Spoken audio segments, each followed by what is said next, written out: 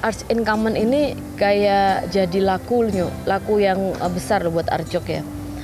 Saya membahasakan begitu karena ini nggak main-main sebenarnya. Ketika kami bikin sosialisasi Arts in Common, itu kan juga jadi tegas gitu, wajah Arjok ini festival loh gitu.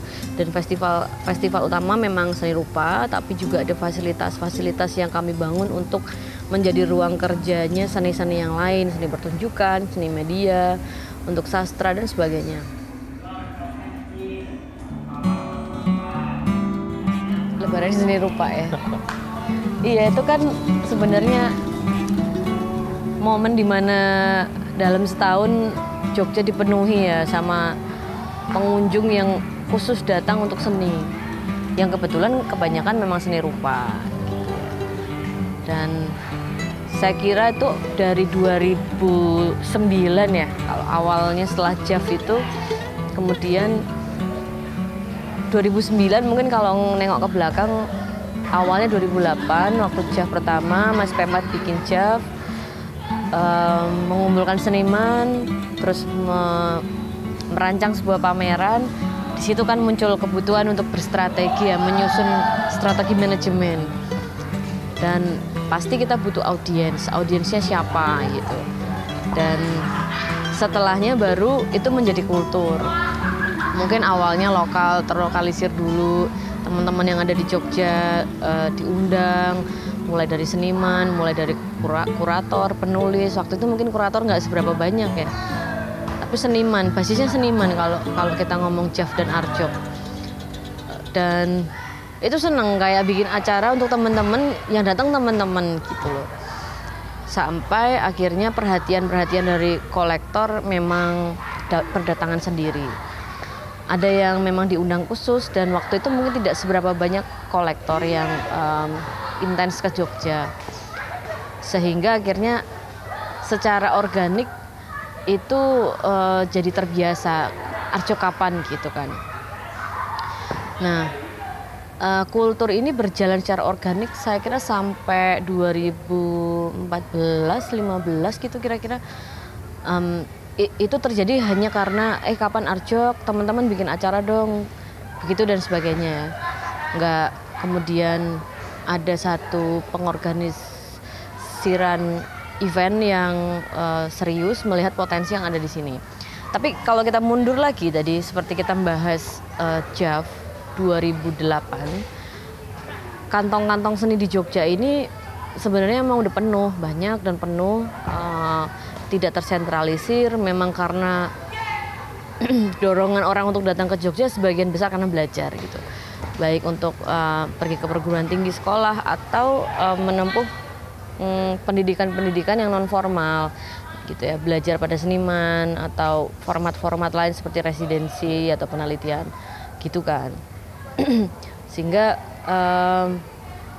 ya hal-hal itu menjadi satu potensi yang memungkinkan untuk dijadikan satu peristiwa yang masif. Tapi siapa yang mengerjakan gitu. Nah, diskusi tentang itu terjadi di 2014 atau 2013, ketika itu masih parekraf. Kita ada Bu Maria Elka Pangestu dan almarhum Bu Wati Murani yang belum lama ini meninggal. Itu datang ke sini untuk mendata sebenarnya apa yang bisa dibantu pemerintah. Nah, memang kita waktu dalam prosesnya itu dari 2008 sampai ada di forum itu, kita sadar kalau nggak mungkin kerja sendiri, mengorganisir sebegitu banyak potensi, iya kan? Karena yang seni rupa aja udah berapa gitu ya. Itu ada yang bentuknya komunitas, ada yang bentuknya kolektif, artis kolektif. Dari yang senior sampai yang masih mahasiswa itu banyak banget. Jadi ini pekerjaan yang besar. Tapi semua orang sebenarnya punya keinginan yang sama. Kita sadar kalau ini bisa dikelola menjadi sesuatu kekuatan kota, bukan hanya kolektif saja atau entitas kelompok tertentu, enggak. Tapi sadar kalau Jogja ini bisa kita bangun bareng. Itu kerennya orang-orang di sini sebenarnya. Nah, sampai akhirnya geliat ini terdengar oleh pemerintah. sehingga forum itu terjadi dan difasilitasi oleh Arjok gitu. Nah, saya kebetulan waktu itu jadi moderator nih, Mas. Saya beruntung banget ada di forum itu, bukan karena saya dulu jadi moderator, tapi menyaksikan satu pertemuan besar antara pemerintah dengan pelakunya langsung. Dan seniman-seniman pada saat itu semuanya ngomong gitu. Semuanya ngomong. Kita potensinya banyak, tapi nggak ada sistem, nggak ada pengorganisasian. Coba kita lihat misalkan ke Eropa atau yang paling dekat Malaysia dan Singapura gitu. Waktu itu obrolannya seperti itu. Sehingga semua teman-teman yang datang punya usulan-usulan. Gimana kalau kita bikin semacam event kota ya seperti Artwix gitu. Muncul kata-kata itu. Terus bagaimana dengan akses terhadap sponsor? Itu juga persoalannya. Karena pada negara-negara lain aktivitas seni budaya itu adalah hajatnya pemerintah juga gitu. Di situ tidak hanya persoalan kita mendatangkan publik, tapi di sini ada kerja-kerja yang menguntungkan masyarakat umum sebenarnya gitu kan. Dan kalau ngomong Jogja itu udah terjadi sebenarnya. Tapi sekali lagi ya, pada saat itu kesadaran untuk membranding, kesadaran untuk kemudian bagaimana kita mempublikasikan dengan baik gitu ya, koneksi kita dengan media, kemudian bagaimana ini menjadikan satu potensi negara juga, itu belum. Nah, akhirnya setelah itu rupanya tercatat gitu ya, tercatat dan diakomodir. Nah, kita mendapatkan feedback dari pemerintah itu terus semangat kan. Nah, kita semangat, wah didengar gitu. Sehingga kemudian Mas Memat ngomong kayaknya kita perlu bikin semacam Artwix. Karena teman-teman itu selalu semangat kalau setiap Arjok gitu. Dan semangatnya mereka nggak tanggung-tanggung gitu, dari ujung sampai selatan gitu loh. Ujung tuh ada Om Bambang Paningron aja bikin yang Asiatri. Sampai selatan, saya sampai dikasih tahu ada namanya festival kerupuk gitu. Jadi kalau ngomong festival, kita tuh ladangnya festival, itu dari dulu gitu. Memang terdengarnya lucu gitu ya, kok mereka idenya tuh beyond banget. Saya menanggapi itu jadi, oh iya ya, berarti memang pemetaan atau demografi kota ini menghasilkan produksi kultural yang sedemikian heterogen. Kita bisa ngomong dari tradisi sampai kontemporer, bahkan sampai ke yang avantgardis itu kalau mau ngomongin label ya. Tapi dalam implikasinya itu kan macam-macam, yang tari Angguk Putri apa, sampai misalnya kita ngomong ada pameran UFO di mana gitu. Itu kan jadi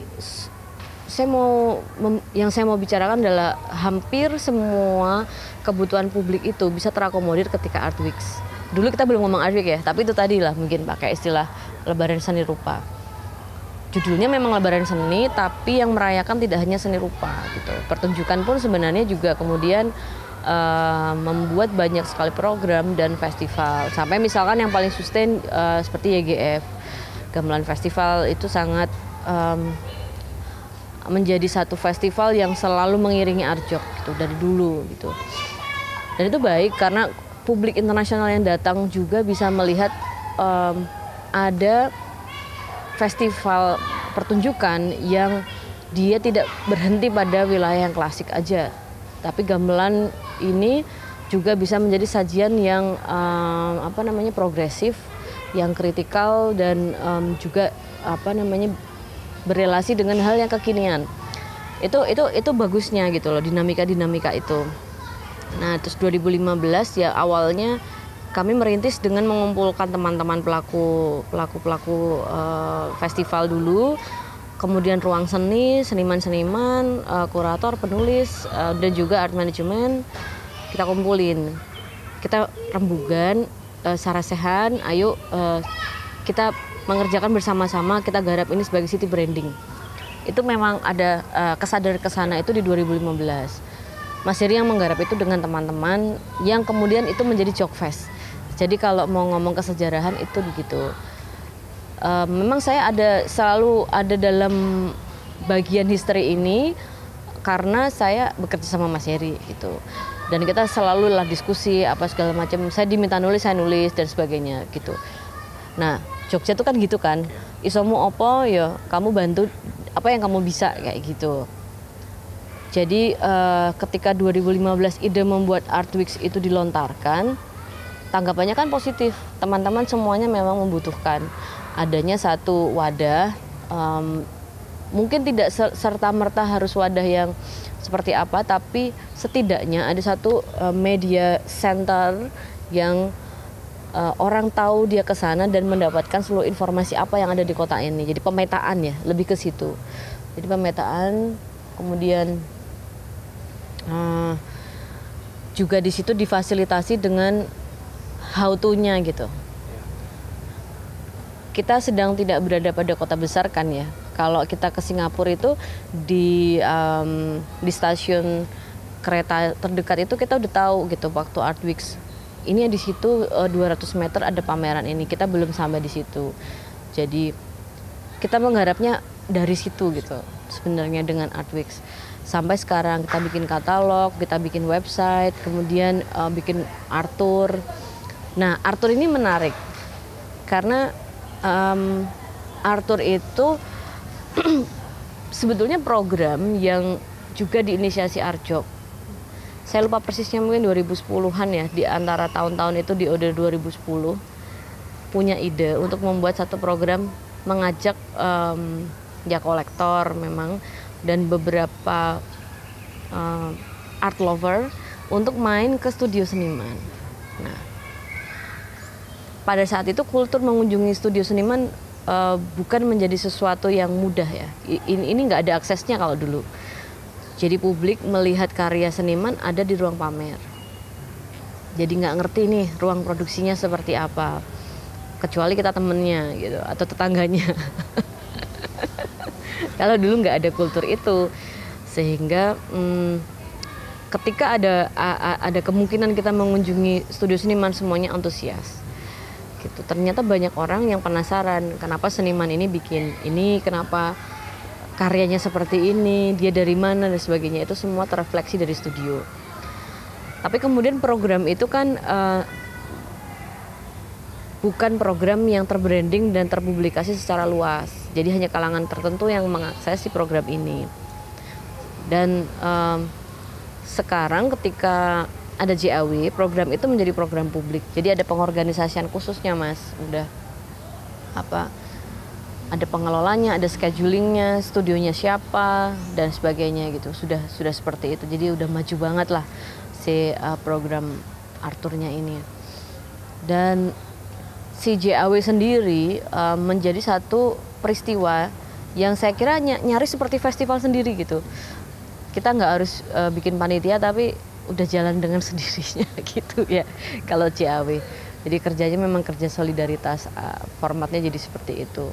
Teman-teman pembuat festival pasti akan kumpul dengan sendirinya waktu opening Arjok, dan juga dengan senang hati ketika diminta informasi apa yang dibuat di tahun itu pasti akan diinformasikan. Nah ini kan sebenarnya aset kita buat pengunjung yang datang. Ini hanya jadi kayak anchor gitu ya, jadi ruang tamu untuk Jogja ketika di bulan-bulan Art Weeks.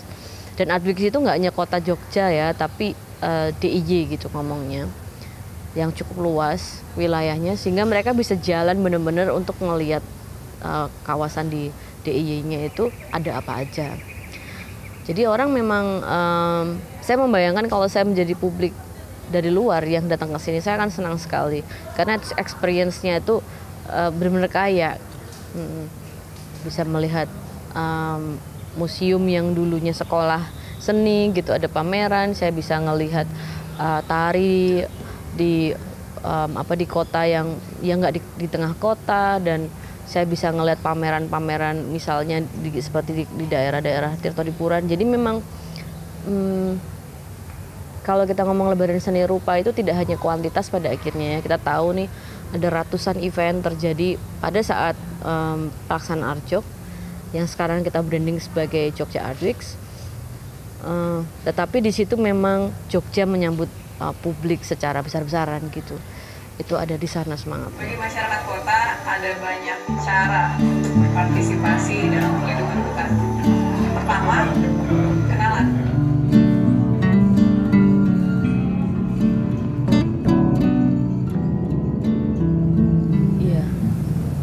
betul sekali kalau itu. Ya itu tadi kayak saya balik lagi ke 2015 pada saat kami semuanya bikin rintisan pemikiran Jogja Art Weeks. Di situ mau tidak mau saya harus membuat sebuah penelitian kecil-kecilan gitu yang dibantu sama teman-teman pelaku yang ada di sini, ini pelaku festival. Secara empirik memang sangat bisa diwakili oleh Mas Pemat ya. Mas Pemat 2008 membuat Jogja Art Fair sebagai satu program sebagai program satelit untuk FKY gitu kan. Nah, dan FKY ini memang sudah jadi festival yang besar ya waktu itu, jadi satu anchor. Ada pameran, ada pertunjukan, ada karnaval, dan banyak program-program satelit yang dikerjakan oleh banyak sekali kolektif. Itu sudah seperti itu waktu itu. Dan sebagai sebuah festival yang lagi-lagi ini harusnya menjadi mitra pemerintah, di situ kan belum terbangun dan mungkin ke kolaborasi dengan pemerintah ini belum seperti sekarang. Artinya memang kita punya perjuangan sendiri dan punya narasi yang panjang kalau berbicara bahwa negara ini menyadari pentingnya seni gitu. Dan itu mungkin kalau kita ngeliat ke belakang, kita menggelar banyak sekali forum ya untuk mendiskusikan itu dan memperjuangkan itu sampai di sekarang ketika publik akhirnya mengapresiasi seni seperti sekarang. Nah, kita kalau ngelihat sekarang kan seni benar-benar terapresiasi secara umum ya. Semua orang tanpa terkecuali datang ke pameran, mereka tahu ini acara yang harus mereka kunjungi, ngerti namanya karya seniman dan sebagainya. Ini perjuangan panjang sebenarnya kalau kita ngomong ini di 15 tahun yang lalu gitu. Dan secara kebetulan 15 tahun ini juga adalah perjalanan Arjok gitu. Dan 15 tahun ini juga adalah sejarahnya dari FKY gitu. Jadi kalau kita melihat pola kerja yang ada di kota Jogja, kita ngomong pola kerja kesenian ya, pola kerja kesenian, pola kerja budayanya juga sangat terfasilitasi oleh ruang-ruang komunitas gitu ya, kolektivitas. Komunitas ini menjadi laboratorium dari kerja kolektivitas. Itu yang terjadi. Kita harus punya kelompok mungkin untuk membuat kita mempelajari atau menguasai situasi. Itu ruang belajar kita ada di sana. Kenapa? Karena kita nggak punya institusi formal. Jadi banyak nih loh mas turunan-turunannya ya. Akhirnya kita menyadari banyak sekali bolongnya di sini, di sana gitu. Sementara di sisi yang lain kita sudah pengen menginstitusikan seni gitu. Sehingga terasa sekali benturan-benturannya. Artinya kebenturan ini lebih ke keterbatasan yang kita punya ya. Oh ternyata kita punya banyak keterbatasan. Nah keterbatasan yang kita punya dalam pelaksanaan, dalam infrastrukturnya, dalam pengelolaan itu kemudian sangat terbantu oleh adanya kolektivitas yang ada di sini. Nah kolektivitas kita itu berangkatnya dari FKY kan. Kalau kita telusuri mundur tuh dari FKY dulu. FKY membuat satelit event yang akhirnya dia menjadi mandiri.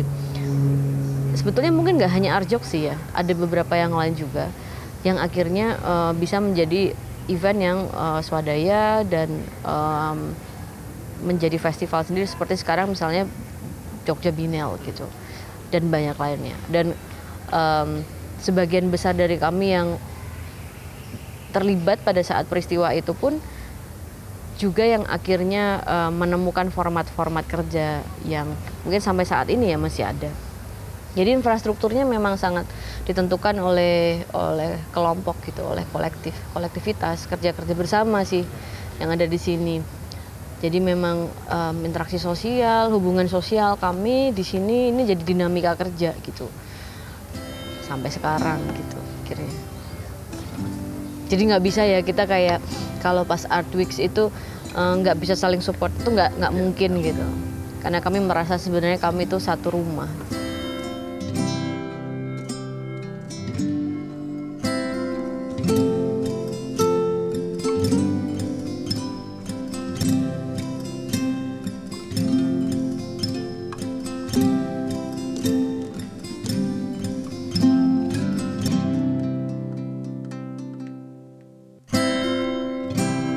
apa yang membedakan format art jok dengan art fair yang lain.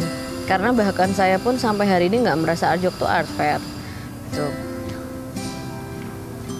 Secara singkat mungkin bisa dijawab seperti itu.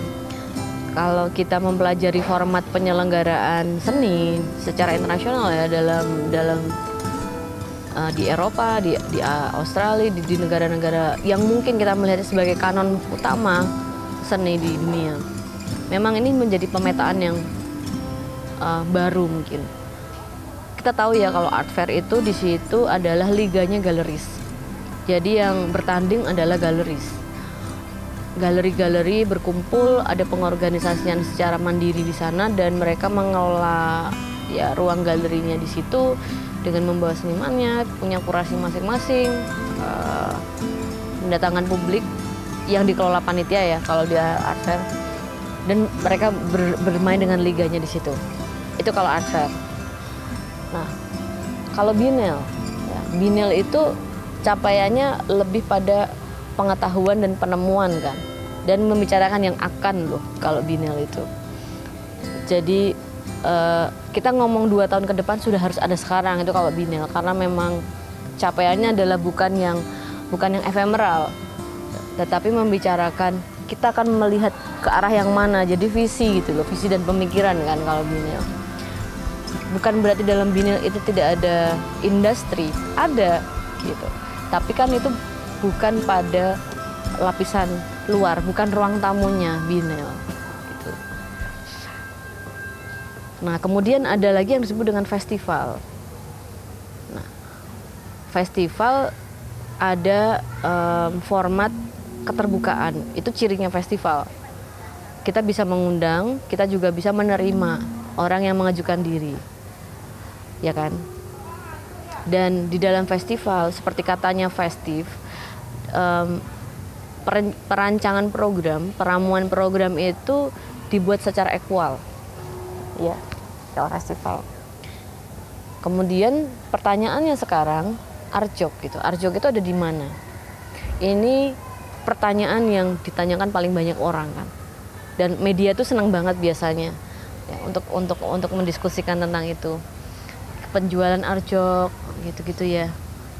Siapa karya termahal, sudah terjual berapa, pengunjungnya berapa, karena melihatnya dalam perwajahan art fair itu gitu loh. Tapi di satu sisi sebenarnya publik sangat sadar bahwa art jok juga festival, karena yang ditanya selalu berapa orang yang datang per hari, ya kan? Jadi ini ada satu situasi yang juga in between gitu loh. Dan kita nggak pernah menegaskan itu, dan mungkin tidak perlu tegas-tegas juga ya kita nih apa gitu. Jelas kalau mau ngomong dari art fair, format ini bukan format art fair karena tidak ada branding galeri kan di dalam art jok gitu. Itu satu. Meskipun kita ada collaboration dengan galeri, tapi format kolaborasinya adalah tidak kemudian galeri mengelola ruangnya secara mandiri di dalam art jok, karena ini jelas-jelas pameran. Artinya ada satu desain yang disepakati bersama gitu. Dan kebetulan kurator yang mengerjakan ini gitu. Bagaimana kita memfasilitasi supaya teman-teman merasa terakomodir, yang galeri, yang seniman, yang kolektif itu semuanya mendapatkan ruang bermainnya gitu secara ideal. Sehingga tadi kalau kita berbicara art fair, memang ini nggak art fair banget sih gitu, dan memang bukan art fair. Dulu kita kasih nama Jogja Art Fair tuh supaya provokatif gitu, tapi kan art fair ala Jogja ya. Maksudnya art fair main-main gitu loh sebenarnya, bukan art fair yang kayak Art Basel atau art Miami, enggak kayak gitu sebenarnya.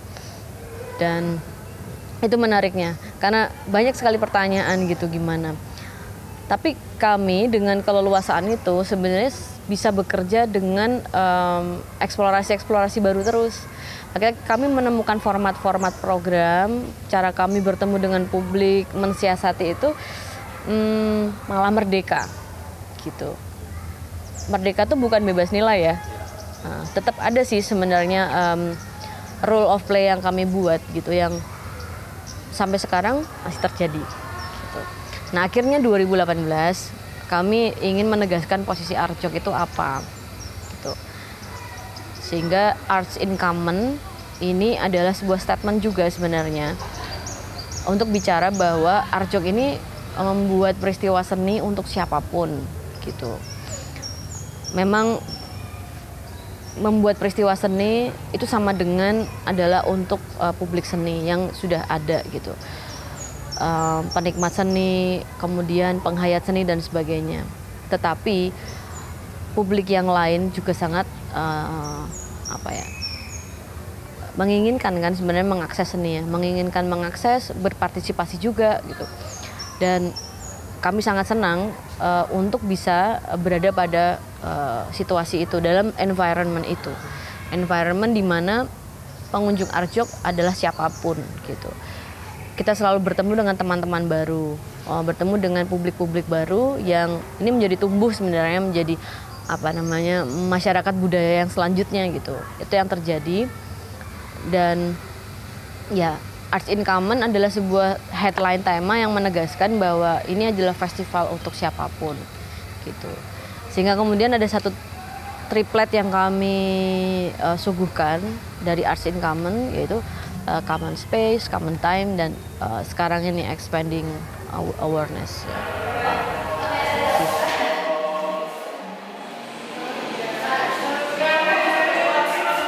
Arts in Common ini kayak jadi laku yang besar loh buat Arjok ya.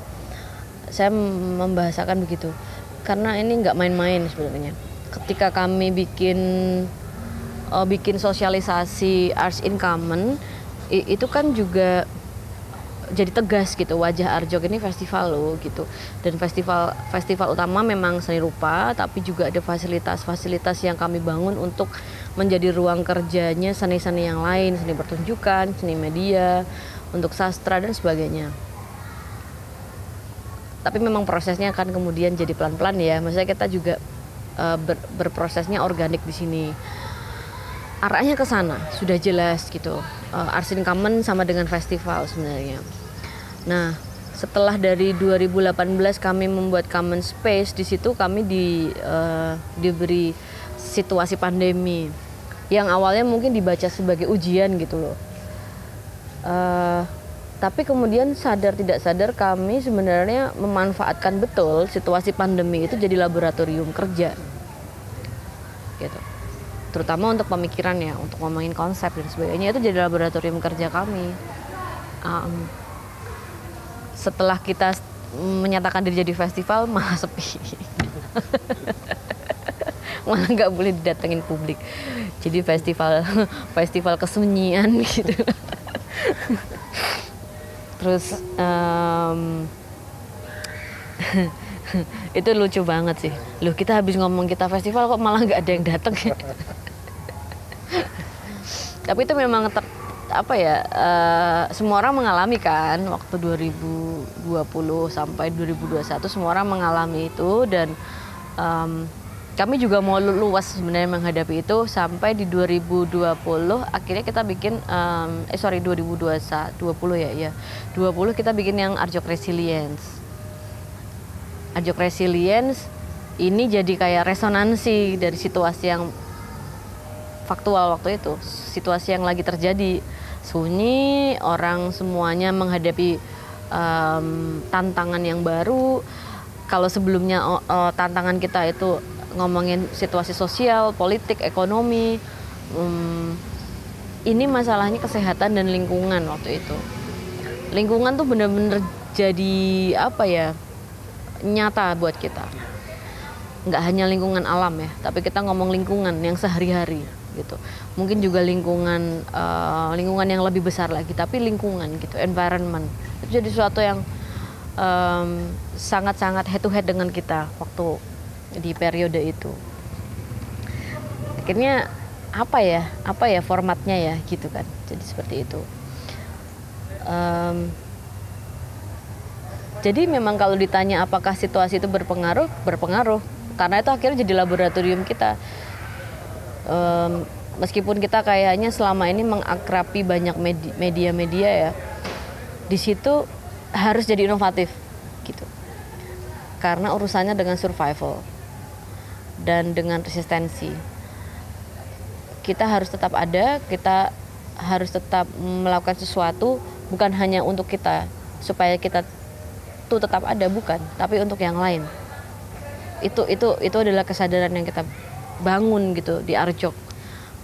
Bukan kemudian kita ngomong malu dong kalau nggak ada Arjok, bukan, tapi memikirkan ini harus menjadi satu vibrasi positif untuk yang lain gitu. Situasi ini memang tidak mudah, tapi dengan kreativitas pasti ketemu kok cara gitu ya, cara untuk menyajikan. Kita memang harus jadi belajarnya cepat gitu, belajar banyak hal cepat, mengenali teknologi digital, kemudian bekerja dengan mungkin teman-teman yang kita kemarin udah kenal, tapi sekarang ini harus kita ajak dalam rangka untuk menciptakan satu lingkungan baru gitu ya, lingkungan baru yang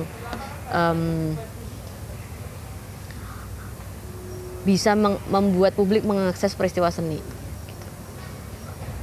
Kita nggak bisa datang ke ruang pamer, kita nggak bisa membuka pintu ruang pamer untuk audiens. Itu memang sedih gitu. Kita bikin pembukaan untuk penutupan kan. Kemarin kan gitu. Tetapi tunggu dulu gitu, mungkin gitu di dalam ruang yang sepi tadi kita bisa bikin sesuatu. Akhirnya banyak sekali program-program daring yang dirancang. Tapi kami sebenarnya udah tahu ya, karena kami ini juga orangnya juga rada gaptek sebenarnya gitu, nggak canggih-canggih amat. Kalau kita bikin program misalnya menstreamingkan gitu ya, menyiarkan langsung ruangan ke ruang tamunya orang lain melalui teknologi digital dengan gawai-gawainya, itu kayaknya nggak sukses deh gitu. Karena kami nih sebenarnya gaptek gitu, jadi kayaknya ini enggak deh gitu, nggak terlalu ini. Bukan itu caranya. Jadi justru dengan keraguan itu, akhirnya kami bikin Arjok After Movie. Orang itu kan kalau datang ke ruang pamer dia mengalami semuanya, Thomas. Mengalami dari dimensi ruangannya, dia merasakan udaranya, melihat cahaya sekelilingnya, komposisi ruang yang ada di sana, tinggi rendahnya ceiling, merasakan aroma yang ada di ruangan itu, banyak orang ada di sana, bunyi yang dia dengar, kemudian ke area yang dia tatap, dinding pertama dia tatap, dia menatap, kemudian karyanya warnanya seperti apa, ada figur-figur di sana, ada sapuan-sapuan yang ada di sana. Hal-hal itu nggak nampak sebenarnya di streaming ya. Nah, di situ kami kemudian berimajinasi secara liar ya.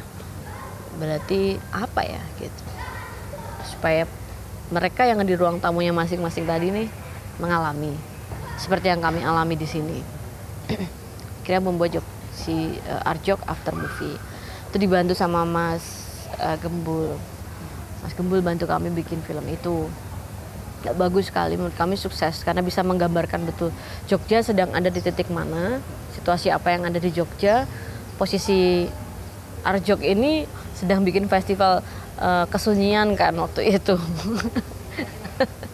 Nah, festivalnya ini seperti apa karyanya, sikap senimannya sendiri juga sadar tidak sadar sangat terkondisi oleh situasi pandemi waktu itu.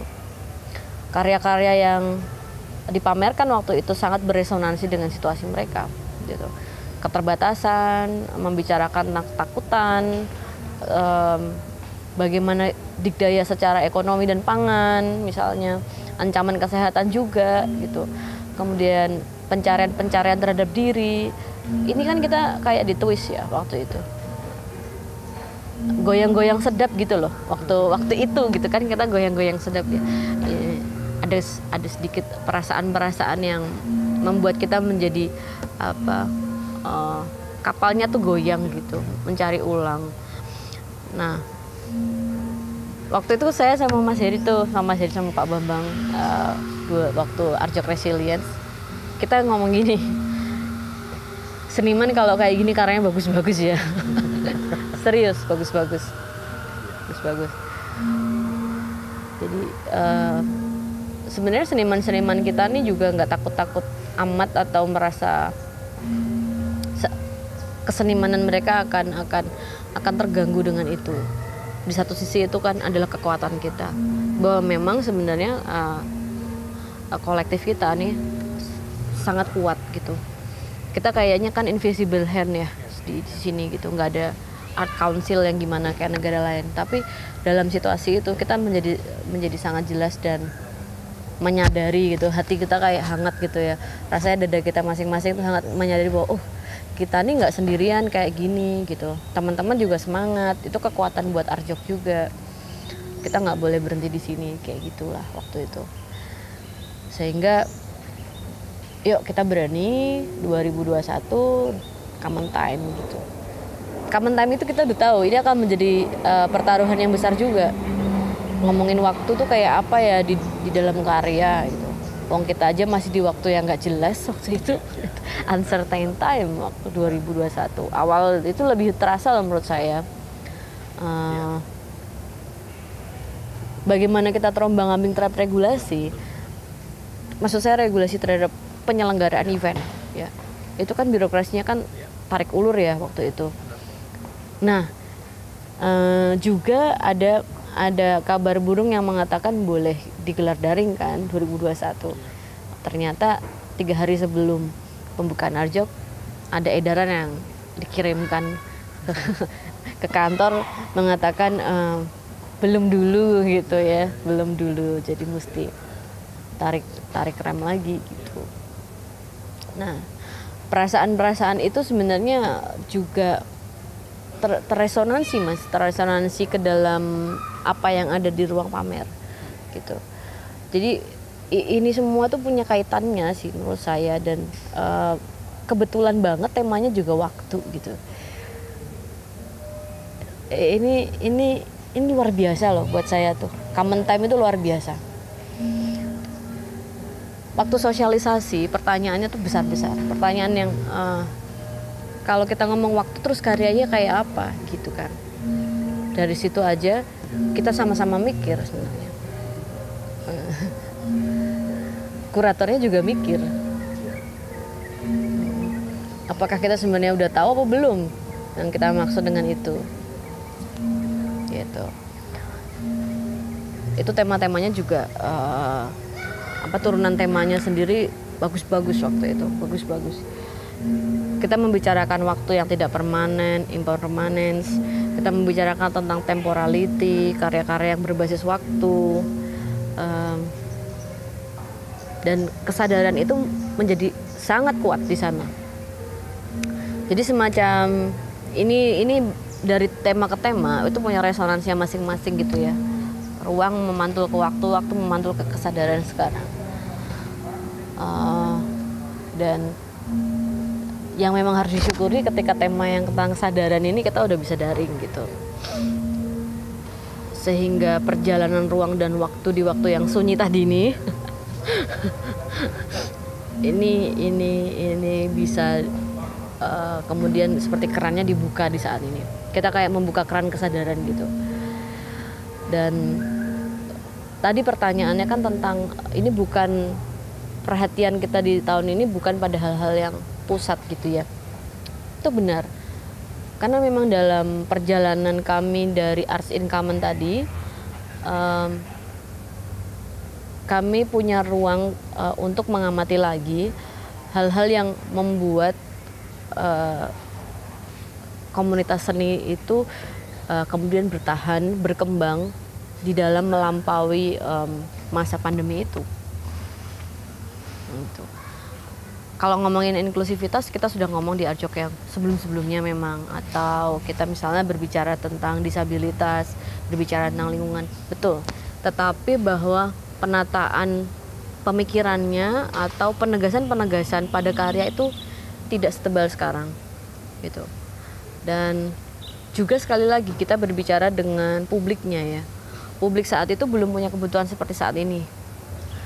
Nah, saat ini publik berangkat dari kesadaran yang sama karena kita mengalami pengalaman yang sama di dalam 2 tahun terakhir gitu. bagaimana kita mentreatment disabilitas itu sudah ada dari dulu Mas sebenarnya. Diam-diam, memang kita nggak pernah membranding Artjok sebagai festival yang inklusif, memang tidak pernah.